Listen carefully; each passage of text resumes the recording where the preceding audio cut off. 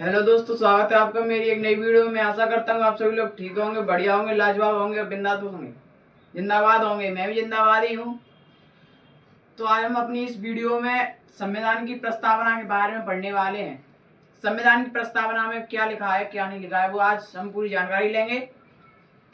संविधान की प्रस्तावना, भारत का संविधान उद्देश्य का या प्रस्तावना, प्रस्तावना को उद्देश्य का या प्रस्तावना भी, उद्देश्य का भी कहते हैं प्रस्तावना को। हम भारत के लोग भारत को एक, यानी पूरे संविधान में भारत सिर्फ और सिर्फ 2 बार आया है। पूरे संविधान में भारत सिर्फ और सिर्फ 2 बार आया है। बाद बाकी भारत की जगह पर राज्य से संबोधित किया गया भारत को। हम भारत के लोग भारत को एक संपूर्ण प्रभुत्व संपन्न समाजवादी पंथनिरपेक्ष लोकतंत्रात्मक और गणराज्य बनाने के लिए, हम भारत के लोग भारत को संपूर्ण प्रभुत्व संपन्न का मतलब होता है भारत अपने निर्णय लेने में पूरी तरह से स्वतंत्र है। भारत अपने निर्णय लेने में पूरी तरह से स्वतंत्र है। ना कोई आंतरिक दबाव है और ना कोई बाहरी दबाव। किसी के दबाव में अपना निर्णय नहीं बदल सकता।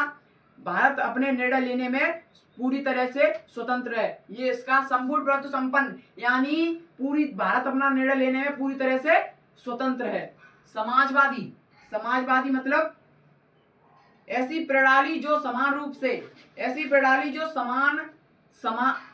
समाजवादी का मतलब है ऐसी प्रणाली जो समाज के सभी वर्गों का सम्मान करती हो। अर्थात किसी भी विशेष समाज के,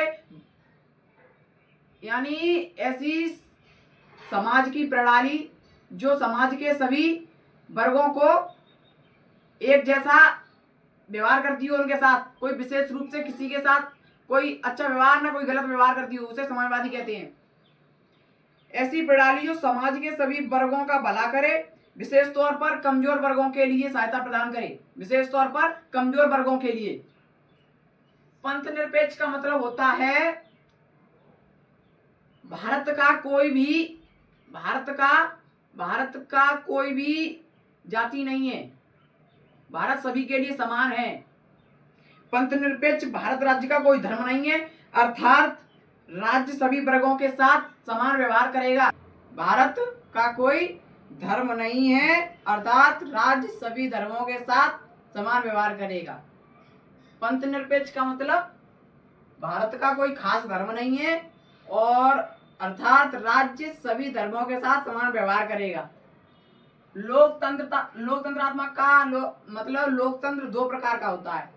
ऐसी शासन प्रणाली जनता द्वारा चुनी गई हो, उसे लोकतंत्र कहते हैं। लोकतंत्र 2 प्रकार का होता है, प्रत्यक्ष लोकतंत्र और अप्रत्यक्ष लोकतंत्र। प्रत्यक्ष लोकतंत्र होता है जो सीधा जनता द्वारा चुना गया हो, सीधा वो सरकार जो सीधी जनता द्वारा चुनी गई हो, उसे प्रत्यक्ष लोकतंत्र कहते हैं। और अप्रत्यक्ष लोकतंत्र का मतलब होता है जनप्रतिनिधियों द्वारा चुनी गई सरकार, यानी पहले जनता प्रतिनिधि को चुनेगी और प्रतिनिधि फिर सरकार को चुनेगा, उसे अप्रत्यक्ष लोकतंत्र कहते हैं। बनाने के लिए तथा उसके समस्त नागरिकों को सामाजिक, आर्थिक और राजनीतिक न्याय, विचार, अभिव्यक्ति, विश्वास, धर्म और उपासना की स्वतंत्रता, प्रतिष्ठा और अवसर की समता प्राप्त कराने के लिए तथा उन सब में व्यक्ति की गरिमा और राष्ट्र की एकता और अखंडता सुनिश्चित कराने वाली बंधुता बढ़ाने के लिए दृढ़ संकल्प होकर अपनी इस संविधान सभा में आज तारीख 26 नवंबर सन 1949 ईस्वी को एक द्वारा यानी एकत्रित होकर इस संविधान को अंगीकृत का मतलब होता है अंगों द्वारा स्वीकार करना, यानी बाहरी अंगों द्वारा स्वीकार करना। अंगीकृत अधिनियमित होता है, यानी कानून द्वारा यानी अधिनियमों द्वारा स्वीकार करना। और आत्मार्पित का मतलब होता है आत्माओं द्वारा स्वीकार करना, यानी अंदर से भी स्वीकार करना और बाहर से भी स्वीकार करना और कानून से भी स्वीकार करना। हम भारत के लोग भारत को एक संपूर्ण प्रभुत्व संपन्न का मतलब होता है भारत अपने निर्णय लेने में पूरी तरह से स्वतंत्र है। कोई बाहरी दबाव है और ना कोई आंतरिक दबाव है।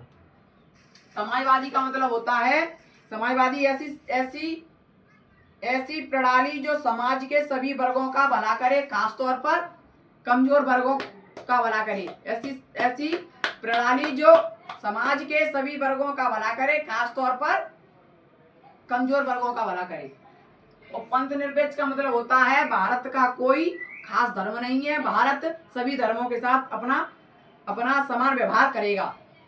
लोकतंत्र का मतलब होता है, लोकतंत्र दो प्रकार का होता है। शासन प्रणाली जो जनता द्वारा चुनी गई है उसे लोकतंत्र कहते हैं। लोकतंत्र दो प्रकार का होता है, प्रत्यक्ष लोकतंत्र जो जनता द्वारा चुनी गई हो, सीधे जनता द्वारा चुनी गई हो सरकार, उसे लोकतंत्र प्रत्यक्ष लोकतंत्र होता है। और अप्रत्यक्ष लोकतंत्र होता है जनप्रतिनिधि, पहले जनता जनप्रतिनिधि को चुनेगी और फिर जनप्रतिनिधि सरकार को चुनेगा।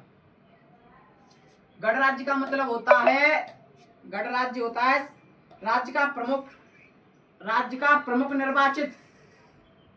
निर्वाचित होगा, ना कि वंशानुगत, यानी उसका वंशानुगत नहीं होगा। प्रमुख निर्वाचित जो भी सरकार होगी वो वंशानुगत नहीं होगी, अर्थात जनता द्वारा चुनी गई होगी। बनाने के लिए तथा उसके समस्त नागरिकों को सामाजिक, आर्थिक और राजनीतिक न्याय, विचार, अभिव्यक्ति, विश्वास, धर्म और उपासना की स्वतंत्रता